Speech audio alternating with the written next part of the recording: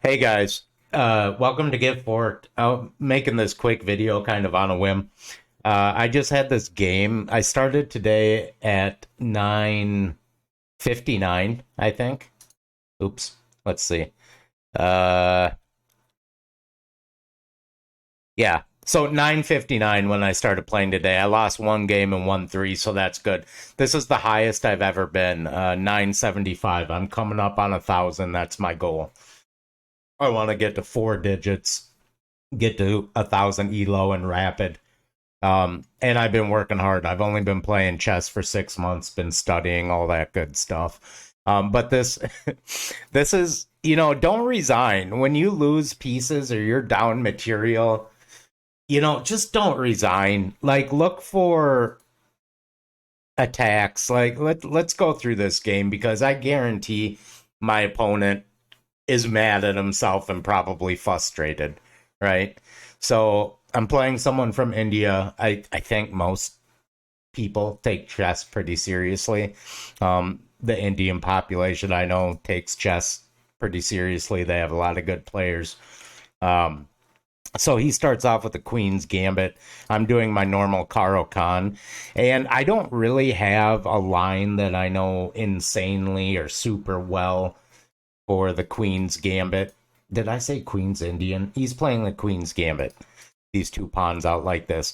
So what I usually do, they won't take this for whatever reason. I don't really know the Queen's Gambit lines or how they play. It's something I should probably learn better because I'm starting. I never faced this up until about 950, and now I'm like getting it all the time. So as you raise rank and as you're playing, certain stuff will work and opponents will do certain things really consistently. You'll get the same thing over and over, which is why openings are so important because it gives you consistency and you just learn where your pieces are safe and where they're not safe, and you don't have to think about it that much throughout the opening.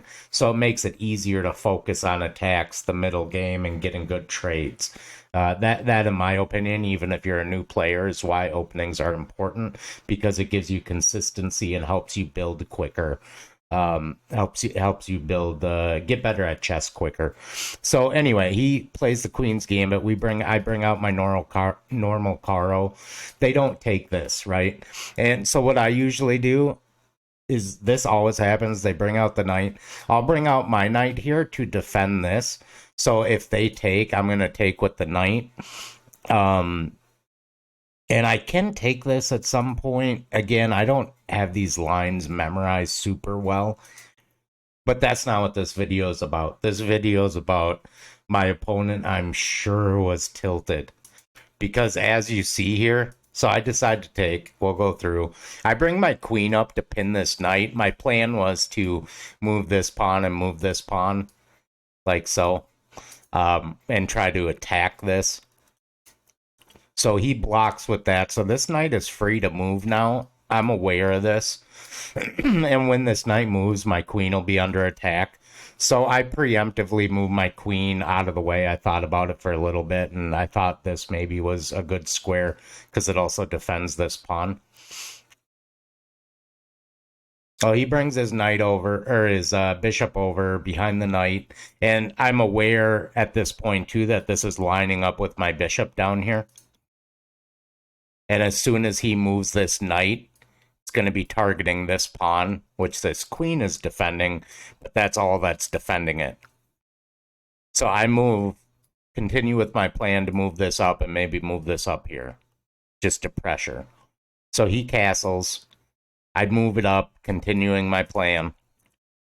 So he's got to move his knight now. And I take, he brings his queen in, and now I'm aware too that this is a battery as soon as this knight moves. So I'm pretty nervous about this, right? I'm trying to figure out what to do, and the best move I can come up with is to push this because when he moved his queen, that lost a defender. So if he takes this or if he takes or takes with the pawn, whatever, I can take back with this. And that's what happens. He takes, and I leave that and attack his queen so he can't take back right away. Kind of an in-between move. And then I thought this was a good place to put my queen, I guess, because kind of a fortress, and this is a free pawn.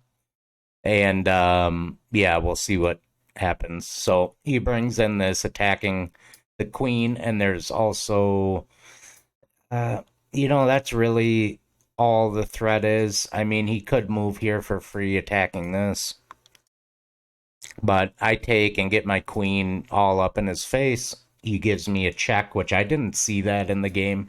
That check, I didn't look at that. It was kind of foolish not to. So now I move this, and he won my rook, which I was thinking about moves before, but I still let it happen. So not great on my part. I was kind of focused on getting an attack. I'm thinking about bringing this bishop here, trying to get this here for some type of mate. I need to kick the knight out, and also I have to be aware of this back bishop move, and that'll come into play in a little bit. So I bring this up, targeting his rook. He doesn't like it. He gives me a check. I move my king up.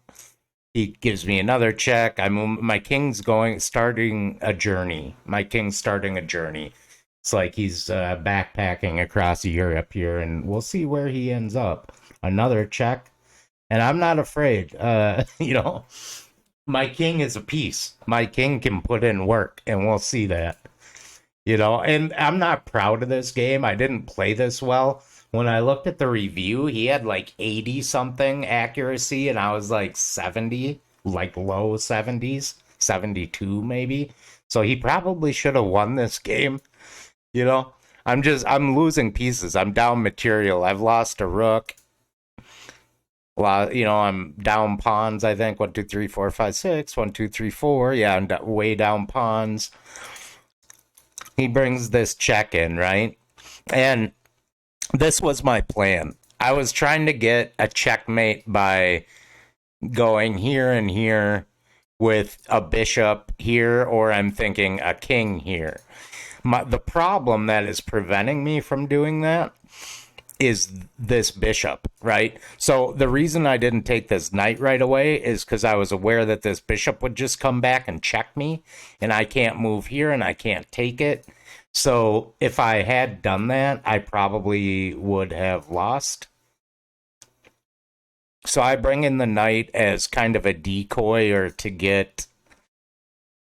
I'm thinking, like, if he takes with the bishop, I come down here, and then I take the knight or move my king here, and then I mate, right?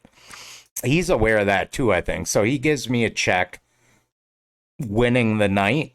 And at this point, I can take the knight because this pawn moved, right? So if I take the knight, I can just bring my queen here.